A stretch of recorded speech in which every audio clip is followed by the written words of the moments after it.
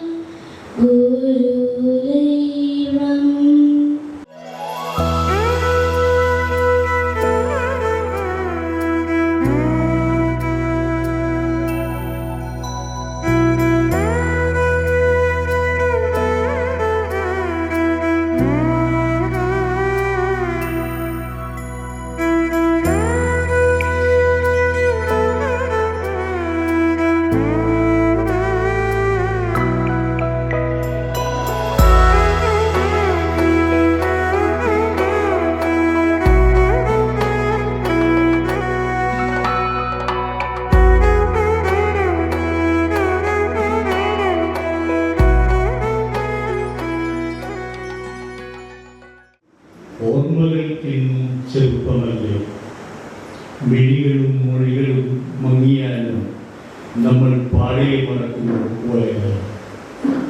അതെ, 50 ആണ്ടുകൾ, അരനൂറ്റാണ്ട് കാലം കഴിഞ്ഞിരിക്കുന്നു. ഈ സരസ്വതി ക്ഷേത്രത്തിൻ്റെ പടിയിലിറങ്ങിയിട്ട് ഈ വർഷത്തിൽ 50 ആണ്ടുകൾ. അക്ഷരങ്ങളുടെയും അക്കങ്ങളുടെയും കൊച്ചു കൊച്ചു കാര്യങ്ങളിൽ കയറി പോയവർക്കില്ല. നമ്മുടെ ജീവിത ശ്വാസങ്ങൾക്കും ഏറ്റെടുത്ത ക്ലാസ് മുറികൾ, നമ്മുടെ ജീവശ്വാസങ്ങൾ ഏറ്റെടുത്ത ക്ലാസ് മുറികൾ, നിർജീവമായ ചുവരുകൾക്കും രുചികൾക്കും കറുകറുത്ത ഫലകങ്ങൾക്ക് പോലും വീണാനാഥം തീർക്കാൻ നമ്മൾക്ക് അന്ന് കഴിഞ്ഞിരുന്നു. കൊച്ചു കൊച്ചു വികൃതികളും കുസൃതികളും അതിലേറെ കളിക്കൂട്ടങ്ങളുമായി കഴിഞ്ഞു പോയ ബാല്യമാണ് നമുക്ക് സ്കൂൾ സമ്മാനിച്ചത്. ശക്തമായ ഇടവഴികളും കളിസ്ഥലങ്ങളും നമ്മെ ഓർമ്മകളുടെ വസന്തോത്സവത്തിൽ ആരംഭിക്കുന്നു. നമ്മൾക്കെല്ലാം ജീവിതത്തിൻ്റെ എണ്ണമറ്റ പടവുകളിൽ കടന്നു കയറാൻ ഉള്ള ആർജവം ഒരുപക്ഷെ ഈ വിദ്യാലയത്തിൽ നിന്ന് തന്നെ കിട്ടിക്കണം. നാം നേടിയെടുത്ത എല്ലാ അനുഭവങ്ങളുടെയും സമ്പത്തുകളുടെയും ആണിക്കല്ല് ഒരുപക്ഷെ ഈ വിദ്യാലയത്തിൽ നിന്ന് നമുക്ക് കിട്ടിയതാണ്. ഈ സ്കൂളിൻ്റെ തിരുമുറ്റത്തിൽ നിന്നും ആരംഭം കുറിച്ച് ആകാശപ്പരപ്പുകൾ താണ്ടി വീണ്ടും ഈ ജീവിത സായാഹ്നത്തിൽ ഇവിടെ വീണ്ടും ഒത്തുകൂടാൻ സാധിച്ചത് വലിയ ഭാഗ്യമായി കാണും. ജീവിതത്തിലെ വിവിധ മേഖലകളിൽ എത്തിപ്പെടുന്ന സഹപാഠികൾ ഒത്തുചേരുന്ന അനുഭവങ്ങളും സാഹചര്യങ്ങളും ഇപ്പോൾ വർദ്ധിച്ചുകൊണ്ടിരിക്കുകയാണ് നമുക്ക് കാണുന്നത്. ജീവിതപാതയിൽ നിരവധി മേഖലകളിൽ പ്രവർത്തിച്ച് ഒരു ഘട്ടം കഴിയുമ്പോഴാണ് പലപ്പോഴും നമ്മൾ കളിച്ചും ചിരിച്ചും പഠിച്ചും വഴക്കുകൂടിയും ഒരു കാലഘട്ടത്തിലൂടെ കടന്നുപോയ സഹപാഠികളെ കുറിച്ച് കൂടുതൽ ഓർമ്മിക്കാറുള്ളൂ. അതുപോലുള്ള ഓർമ്മകളാണ് ഇത്തരം കൂട്ടായ്മകൾ സംഘടിപ്പിക്കുന്നതിൻ്റെ പിന്നിലുള്ള പ്രധാന ചേതോവികാരം എന്ന് നമ്മൾക്കെല്ലാം അറിയാം. ആ ഒരു തുടക്കം നമ്മുടെ ബാച്ചിനെ സംബന്ധിച്ചും വർഷങ്ങൾക്ക് മുമ്പ് ഉണ്ടായി. അതിനുവേണ്ടി പ്രവർത്തിച്ച നിരവധി സുഹൃത്തുക്കളുണ്ടായിരുന്നു, ഉണ്ട്. അതിൽ ചിലരൊക്കെ നമ്മളെ വിട്ടുപോയി. എങ്കിലും നമ്മൾക്ക് ഈ ഒരു കൂട്ടായ്മ മുടക്കമില്ലാതെ എല്ലാ വർഷവും തുടർന്നു കൊണ്ടുപോകാൻ സാധിക്കുമെന്നത് വളരെ അഭിമാനകരമാണ്, സന്തോഷകരമാണ്. വളരെ ആവേശത്തോടുകൂടി തുടങ്ങിയ പല കൂട്ടായ്മകളും പിന്നീട് ശോഷിച്ചു വരികയും തുടർന്നുള്ള വർഷങ്ങളിൽ നിർജീവമാകുന്ന അവസ്ഥയിലേക്ക് എത്തിച്ചേരുകയും ചെയ്യുന്നു. എന്നുള്ള അനുഭവം നമ്മുടെ മുമ്പിട്ട് ആ ഒരു അവസ്ഥയിൽ നമ്മൾ സംഘടിപ്പിക്കുന്ന ഈ കൂട്ടായ്മ അത്തരത്തിൽ ആകുന്നില്ല അല്ലെങ്കിൽ ആവുകയില്ല എന്ന ഉത്തമ ബോധ്യം നമ്മുടെ ഈ പങ്കാളിത്തത്തിൽ നിന്ന് നമുക്ക് മനസ്സിലാക്കാൻ കഴിയുന്നതാണ്. ഇത്തരത്തിൽ തന്നെ കൂടുതൽ ആവേശത്തോടുകൂടി നമുക്ക് വരും വർഷങ്ങളിൽ തുടർന്നുകൊണ്ട് പോകണം. അതിനുള്ള എല്ലാ സഹകരണവും അതുപോലെ പങ്കാളിത്തവും എല്ലാവർക്കും ഉണ്ടാകണം എന്ന് മാത്രം ഓർമ്മിപ്പിക്കുന്നു. കഥയുടെ ചുരുക്കം ഇങ്ങനെയായിരുന്നു. ഒരാള് ഒരു പ്ലാവിന്റെ തൈ തന്റെ വീട്ടുപറമ്പിൽ കൊണ്ടുവന്ന് കുഴിച്ചിട്ടാണ്. അതിനെ ഒരു കൊച്ചുകുട്ടിയെ പരിപാലിക്കുന്നത് പോലെ എല്ലാ ദിവസവും വെള്ളം ഒഴിച്ച് നമ്മുടെ ശകുന്തളയുടെ വനജോത്സിനെ പോലെ അതിന് വെള്ളം നനച്ചിട്ട് മാത്രമേ അദ്ദേഹം ആഹാരം കഴിച്ചിട്ടുള്ളൂ. അങ്ങനെ വളരെ വാത്സല്യത്തോടു കൂടി സ്നേഹത്തോടു കൂടി ആ പ്ലാവ് നട്ട് വളർത്തി ഒരു കൊച്ചു കൊട്ടി വലുതാവുന്ന അച്ഛൻ്റെ മനസ്സോടുകൂടി ആ പ്ലാവിനെ വലുതാക്കി എല്ലാ ദിവസവും അത് പോയി കാണുമ്പോൾ അതിനെ ആലിംഗനം ചെയ്യും. അങ്ങനെ അയൽവാസിയുമായിട്ടൊരു വസ്തു തർക്കം ഉണ്ടാവും. അങ്ങനെ തർക്കം കേസായി അധികാരികൾ വന്ന് അവതരിത്തപ്പെടുത്തിയപ്പോൾ ആ പ്ലാവ് നിൽക്കുന്ന സ്ഥലം അയൽക്കാരൻ്റെ സ്ഥലത്തായി മാറി. അങ്ങനെ അതിലിട്ടു പ്ലാവ് അപ്പുറത്തായി. ഇപ്പൊ ദിവസങ്ങളോളം അയാൾക്ക് ഉറങ്ങാൻ കഴിയില്ല. അവസാനം അയാൾ ഈ പ്ലാവ് മെർക്കുറി വെച്ച് ഉണക്കി കളയും. സഹിക്കാൻ പറ്റാനില്ല, അത് നഷ്ടപ്പെട്ടല്ലോ. ഇത്രയും തീവ്രമായ വേദനയാണ്. അപ്പൊ അന്ന് എന്നോട് കുട്ടികൾ ചോദിച്ചിട്ടുണ്ട്, മാഷെ അങ്ങനെ ചെയ്യൂ? കാരണം അയാൾ അത്രയധികം സ്നേഹിച്ച് ഇത്രയും വലുതാക്കിയ ഒരു പ്ലാവ് മെർക്കുറി വെച്ച് ഉണക്കി അതിനെ നശിപ്പിച്ച് കളയാൻ അത്രയും സ്നേഹിച്ചിരുന്ന അയാൾക്ക് കഴിയുമോ? അന്ന് കുട്ടികൾ ചോദിച്ചു. ഇന്നാണ് ആ പാഠം പഠിക്കുന്നതെങ്കിൽ ഒരു പക്ഷേ കുട്ടികൾ അങ്ങനെ ചോദിച്ചില്ല. നമ്മുടെ മുന്നിൽ കഴിഞ്ഞ കാലത്ത് ഒരുപാട് അനുഭവങ്ങളുണ്ട് അല്ലേ? തനിക്ക് സ്വന്തമാക്കാൻ കഴിയാത്തത് പിന്നെ മറ്റാർക്കും വേണ്ട, അതിനെ നശിപ്പിച്ച് കളയാനുള്ള ഒരു അവസ്ഥയിൽ ഇപ്പൊ നമ്മുടെ ഈ ന്യൂ ജനറേഷനെ പറ്റി പറയുമ്പോൾ ന്യൂ ജനറേഷൻ എല്ലാ കാലത്തും ഇപ്പൊ നമ്മള് ടീനേജിലായിരിക്കുമ്പോൾ നമ്മുടെ അച്ഛനൊക്കെ ഓൾഡ് ഏജ് ആണ്. പക്ഷെ അതിൽ നിന്നുള്ള ഒരുപാട് വ്യത്യാസം നമുക്ക് ഫീൽ ചെയ്തതുകൊണ്ടാണ് ഇത് പറയാനുള്ള കാര്യം. മോശമാണെന്ന് ചോദിച്ചാൽ ഇപ്പൊ കഴിഞ്ഞ ദിവസം ഒരാൾ ഒരു സംഗതി പറഞ്ഞു. അയാളുടെ ചെറുപ്പക്കാരനായ മകൻ രാത്രി 10 മണി വരെ വീട്ടുമുറ്റത്ത് ചെറിയ വെച്ചിരിക്കണം നടക്കുന്നത്. കുറച്ച് കഴിഞ്ഞപ്പോൾ കാണില്ല, ആളെ കാണില്ല. അങ്ങനെ ഫോൺ വെച്ചിട്ട് കിട്ടുന്നില്ല, അറിയില്ലാത്ത സ്ഥലത്താണ്. ബന്ധുക്കളൊക്കെ തൊട്ടടുത്ത് അവരൊക്കെ വന്നു. അങ്ങനെ പോലീസ് സ്റ്റേഷനിൽ പരാതി കൊടുക്കാൻ വേണ്ടിട്ട് പിന്നെ രാവിലെ വരെ കാത്തിരിക്കാം. അങ്ങനെ ഇവരെല്ലാം കൂടി ഇങ്ങനെ ആകാംക്ഷയോട് കാത്തിരിക്കുമ്പോൾ കുറേ വിളിച്ചുകൊണ്ടിരിക്കുന്നുണ്ട്. അങ്ങനെ കിട്ടി, ഫോണ് കിട്ടി. കുറേ മണിക്കൂറുകൾ കഴിഞ്ഞു. അപ്പൊ എവിടെയാ പോയത്? ചായ കുടിക്കാൻ പോയത്. രാത്രി 10 മണിക്ക്. എവിടെയാ പോയത്? മാനന്തവാടി ചേർന്ന്. തെറ്റാണെന്ന് ചോദിച്ചാലല്ല. പുതിയ കാലഘട്ടത്തിൽ അവരുടെ ലോകം അങ്ങനെയാണ്. രാത്രി 10 മണിക്ക് ചായ കുടിക്കാൻ പോവാം, മാനന്തവാടി ചേർത്ത് ചായ കുടി തിരിച്ചു വരിക.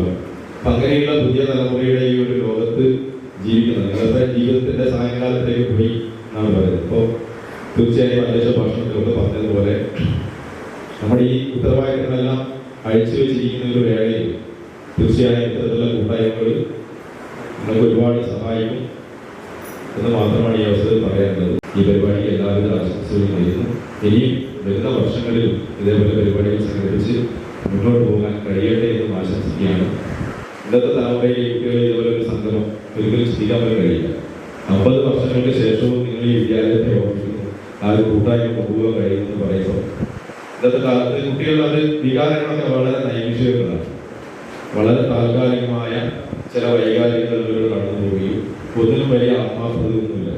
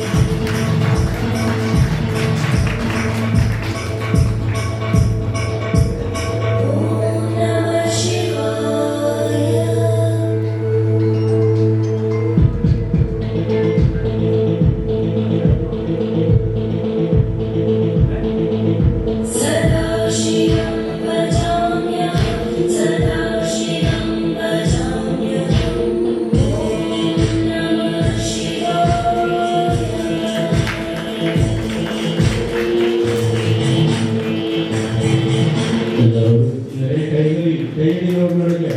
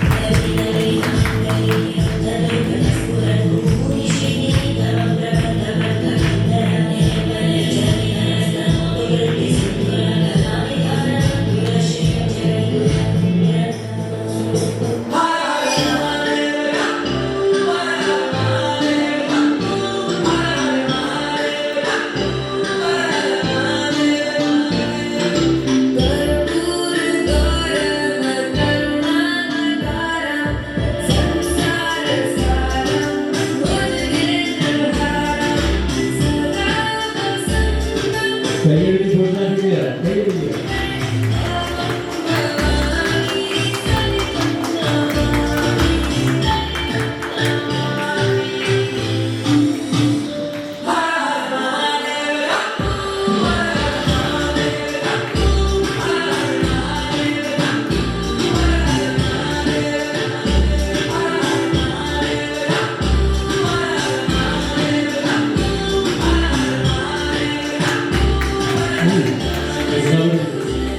ഒന്ന് ചാടാവില്ലേ കൈയടിക്കുക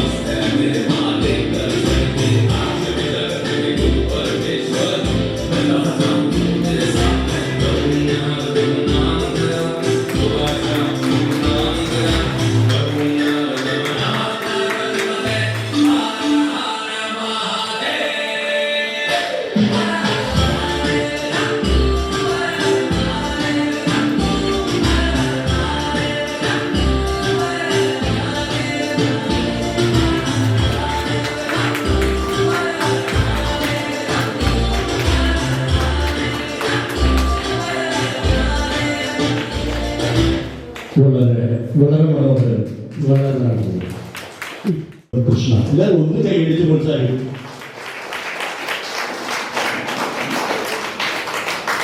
നെക്സ്റ്റ് വേദിക ഗതേഷ് അടുത്തത് Avantika Gatesh okay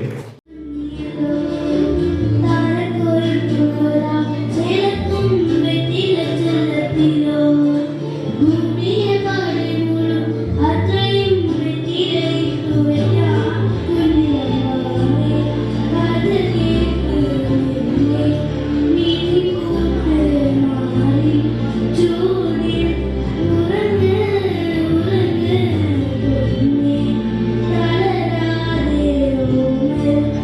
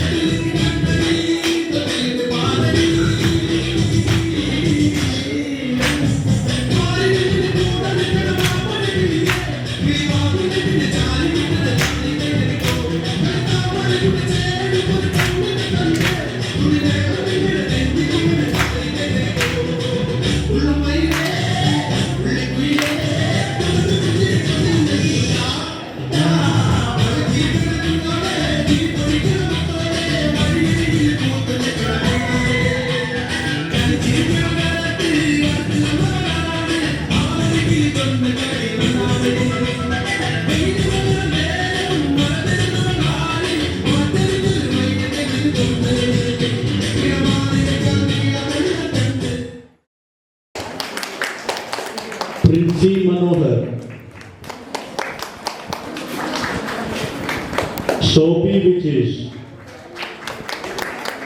Rudunanda Vijesh, Sajina Praveen, Meenakshi Praveen, Sangeeta Udayan, Reshma Sunil. നന്ദി.